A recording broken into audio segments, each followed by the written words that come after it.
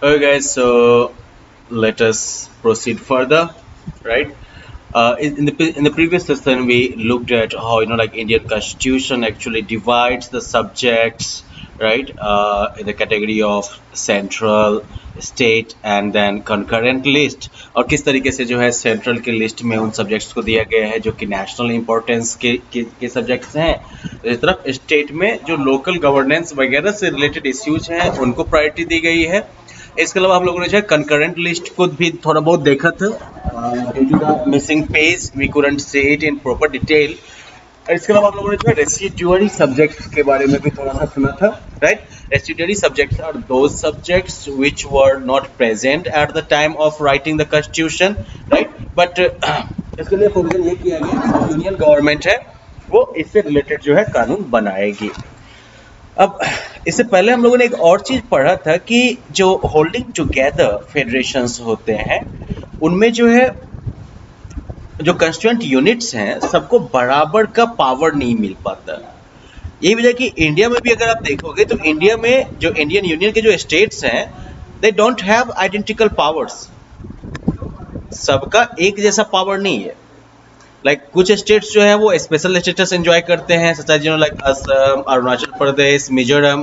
They have like special powers under the provision of constitution of India article 371।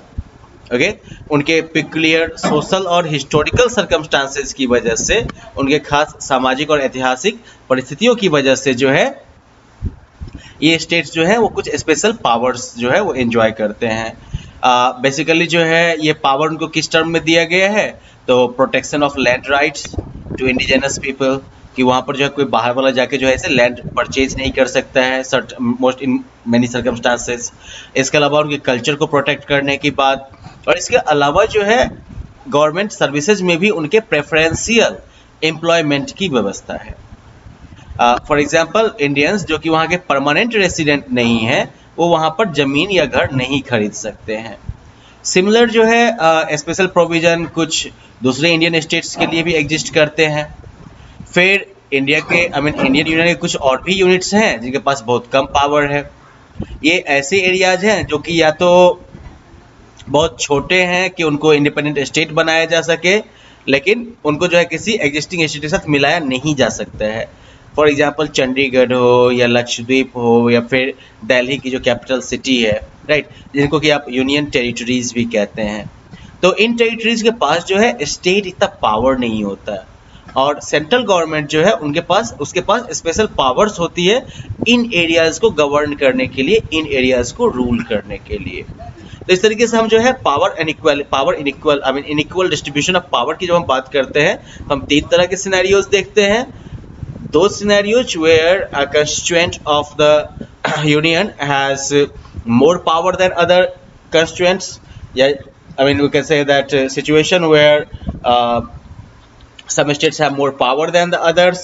जिसके example में हम लोग देखते हैं like article 371 Manipur, Mizoram, actually most of the north eastern states, right, जहाँ पर इनको लैंड प्रोटेक्शन, प्रेफरेंशियल एम्प्लॉयमेंट, ये सब कल्चरल प्रोटेक्शन ये सब मिला हुआ है।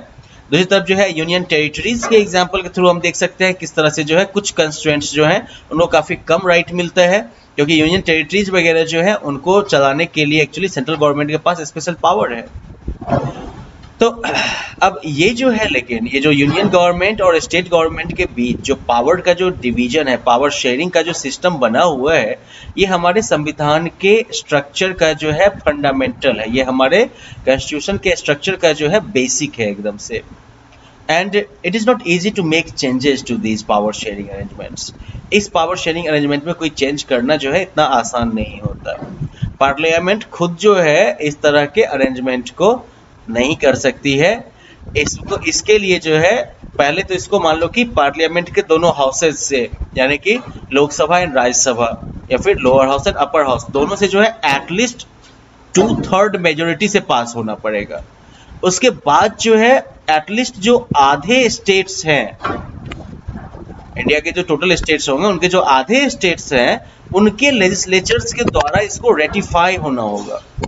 ठीक है, तो रेटिफाई करने का मतलब क्या हो गया कि मतलब ये हो गया कि अगर सेंटर में आपकी मेजोरिटी है भी अगर सेंटर के साथ साथ कम से कम इंडिया के आधे स्टेट्स में अगर आपकी मेजोरिटी नहीं है, ठीक है, तो फिर ऐसे केस में जो है आप इस पावर शेयरिंग के स्ट्रक्चर को बदल नहीं सकते हैं, you want have that power.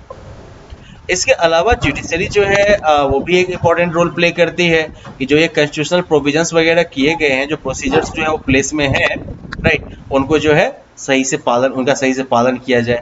अगर मान लो कि कोई एक डिस्प्यूट उठता है पावर डिवीजन के बारे में, तो इसमें जो है हाई कोर्ट और सुप्रीम कोर्ट ये डिसीजन ले सकते हैं। ओके, यूनियन और स्टेट गवर्नमेंट के बीच जो है, मान लो जैसे यूनियन और स्टेट गवर्नमेंट दोनों के पास पावर है कि वो टैक्स लगा सकते हैं, राइट, अपने गवर्नमेंट को चलाने के लिए या फिर जो उनकी जिम्मेदारी है उनको पूरा करने के लिए, राइट। तो ये एक पहलू हो गया। तो इस तरीके से इंडिया के अंदर जो है मान लो पावर शेयरिंग काम करता है, right, that I mean yes there are different constituents, उनके बीच में पावर डिवीजन जो है वो अनइक्वल है, बट एटलीस्ट सबको जो है कुछ ना कुछ पावर दिया गया है।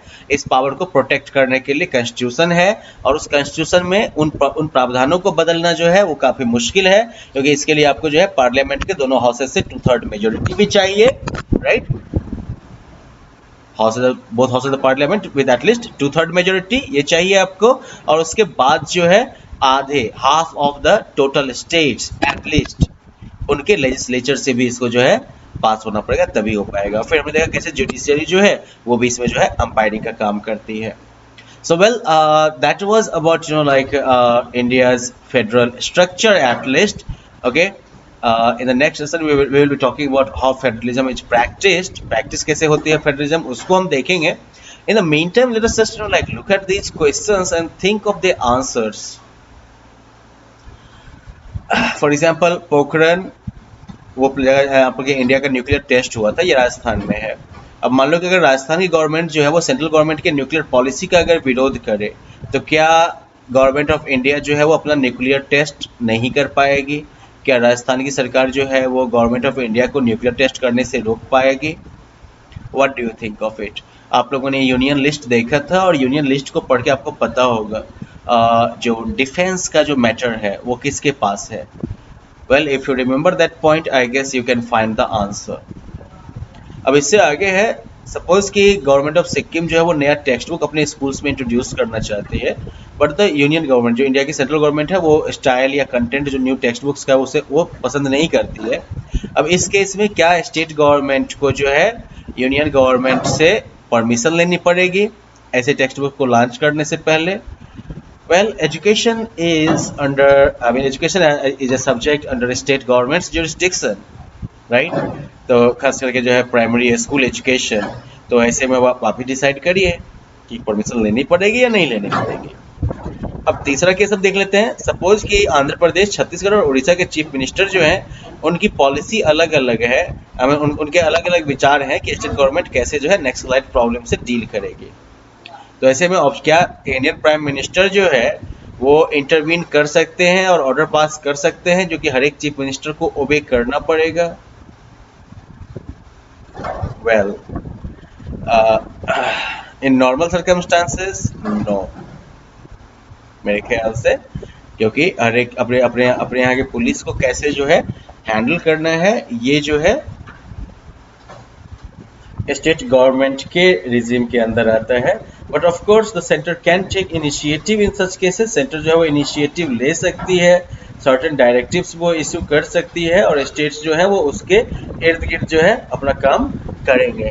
Okay, so well, that is it for the division section. And by the way, जो हम लोग इंडिया की बात कर रहे हैं और इंडिया एज ए फेडरेशन की जो हम बात कर रहे हैं, तो उसके बारे में बात करने से पहले मेरे ख्याल से जो है ये मैप आप लोग अगर ध्यान में रख लें तो काफ़ी बढ़िया रहेगा। Because like this is India in 1947, और यहाँ पर आप देख सकते हैं India doesn't have as many states as like you can say that now, okay, उस समय इतने स्टेट्स नहीं थे। Now the territory which are dotted are actually India's you can say protected states or India's Indian native states, okay। ये वो states हैं जो कि आपके साथ रह गए आज़ादी के बाद।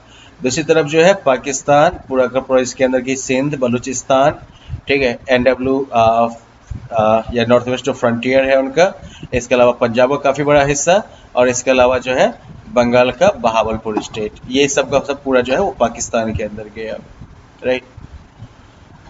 अब ऐसे में गोवा जो है वो पुर्तगीज के पास था अभी भी। अब यहाँ पर जो है इधर पौंडीचेरी आपका फ्रेंच के पास था। But most important part is that like अभी रिसेंटली जो है हमारा पार्टीशन हुआ ही था, और ये जो प्रिंसली स्टेट्स थे जिन्होंने कि इंडिया को ज्वाइन किया था, they were initially they were here for protection and everything. Okay, gradually जो है इंडिया का एज ए फेडरेशन या यूनियन इंडिया का जो स्टेटस बूस्ट होता है, मजबूत होता है, वो धीरे धीरे होता है। तो इसलिए 1947 वर रियली अनसर्टेन टाइम्स। 1947 जो है काफ़ी अनिश्चितता से भरा हुआ समय था, कारण यह कि हम लोग जो है एक बहुत ही खतरनाक तरीके का पार्टीशन जो है ऑलरेडी देख चुके थे, right. End of course that partition and it's after effects, वो जो है सिर्फ हमारे देश के लोगों के मन में ही नहीं होगा, ये जो है हमारे संविधान निर्माताओं के मन में भी होगा, right? So well, let us take a pause here, and in the next session we are going to look at like how federalism is practiced, and we will be using India as our particular case. Okay, bye bye.